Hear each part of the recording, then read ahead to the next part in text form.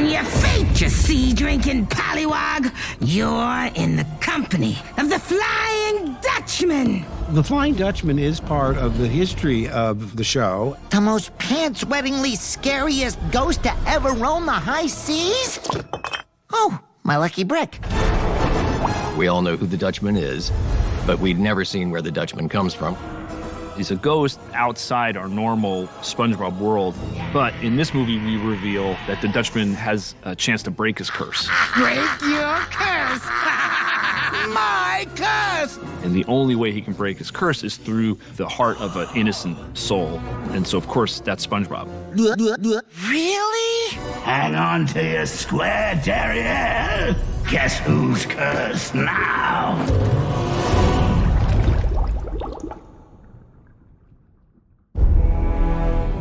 Once upon a time, long ago, come on! The Flying Dutchman is a mythical character who basically would travel the world and steal sailors' souls and take them down to Davy Jones's locker. The entrance to the underworld. In our universe, he's a little lighter than that. He still does those things, but he does it in a really funny way.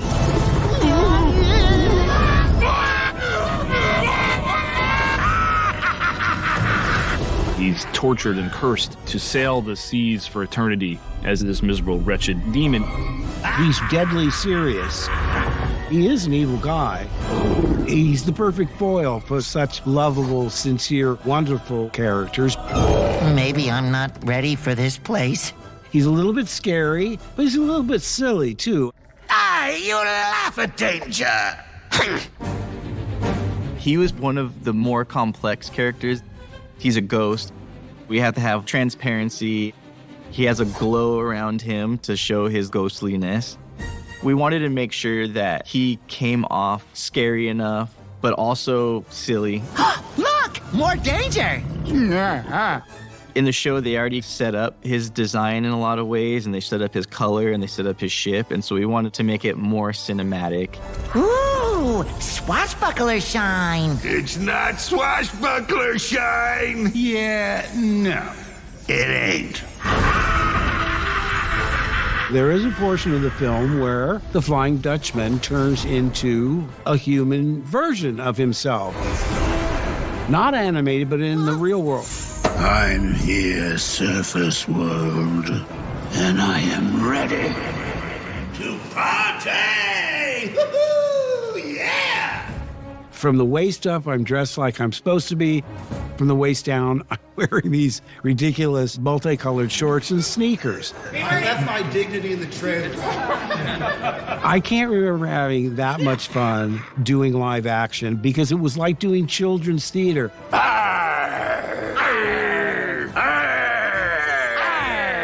There is no too big when you're playing a pirate like this. I mean, come on. Pushing a little girl off the sidewalk, grabbing a little boy's ice cream cone. That's villainy above and beyond the Call of Duty. I was just giddy all day long. Mark Hamill's in Bikini Bottom. That's awesome. Mark wears this amazing prosthetic makeup that kind of approximates the crazy look of our 2D animated Flying Dutchman. We share secrets, complain about our loved ones. Working with the makeup department and hair, we lay a beard down, a mustache. He has a hairpiece that wraps around the bald cap we do. And then his hands are painted, his neck is painted, everything gets painted. Here we have one of the hero prosthetic noses for Mark, and this one is more of the stunt version. The nose is glued on. I was just trying to remember if I remembered to blow my nose. I'm too late now. First day on the set, he walked onto the stage and you just didn't recognize him. Santa Monica. Woohoo! Paradise! He just was transformed physically into the character. It was just so silly, and he just played it so straight. You? What are you doing here? I served my time as Dutchman, and I'm not going back. It was 2.5 hours in the makeup chair. It was liberating because I looked in the mirror is not Mark Hamill, so I don't take responsibility for any of my behavior. And it's wicked indeed. Roll it, please. Rolling, rolling. Action. Mark just leaned into it, embraced it. It was super exciting to see him play. He was super fun to work with. Give me that. I loved it because it was so inherently silly. Waiter, 10 o'clock! Huh? People are really gonna get a dose of full-on, funny Mark Hamill. Woohoo!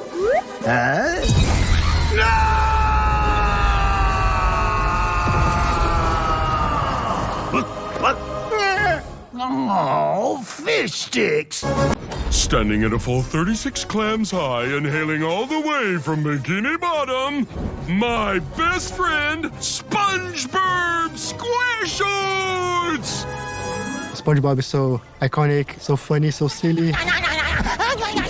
There's a leveling up each time we do another movie in this style, and this is the best that these characters have looked in CG. The Dutchman's taken SpongeBob to the deepest, most dangerous part of the sea. The underworld is nothing that the SpongeBob universe has ever seen before. It's creepy and funny and filled with really bizarre characters, and it looks beautiful. A realm of dark magic called the Underworld.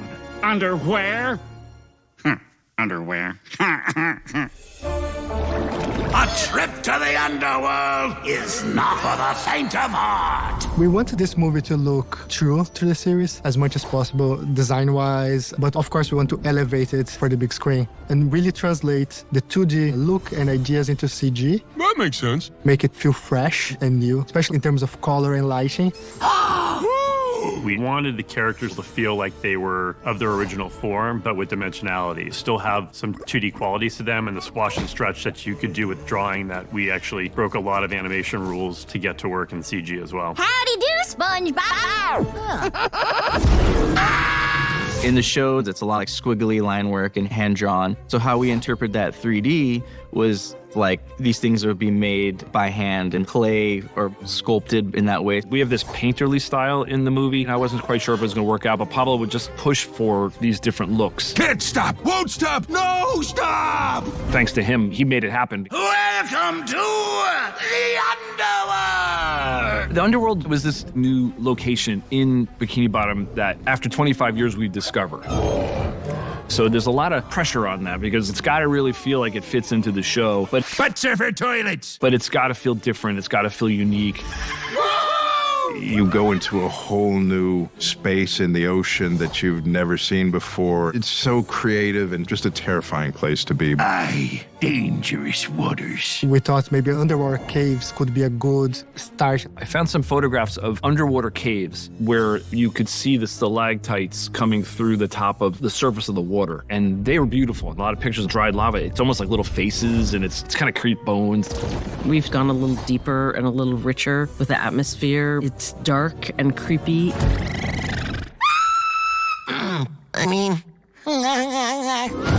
It's a scary place. It's Dante's Inferno meets the Mariana Trench, times 10,000. What, oof? Not sure what that means. Plus, it's hard to hear with all the sounds. We didn't want to be too monochromatic, so we added sticky bar colors to it. You get to play with a whole new palette that's different than our traditional Bikini Bottom, and that was fun to play in that new place. The underworld is inhabited by a bunch of bizarre creatures that came from the mind of our visual development team.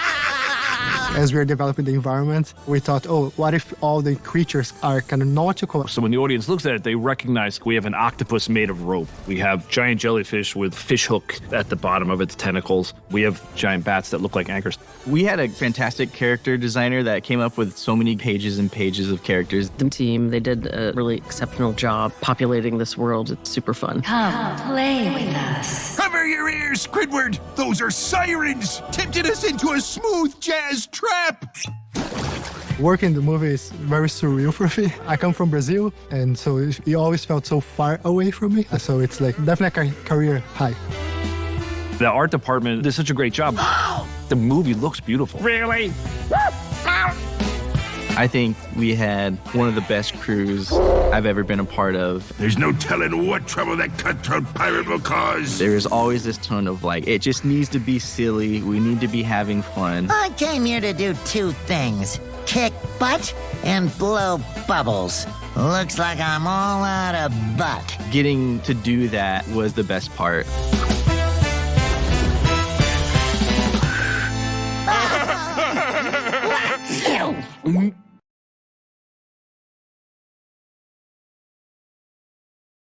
Thank you for clicking on our video, everybody. If you like what you saw here, please make sure you like the video and subscribe and share with your friends who like this sort of content. Joblo remains an independent company, and we appreciate all of your support.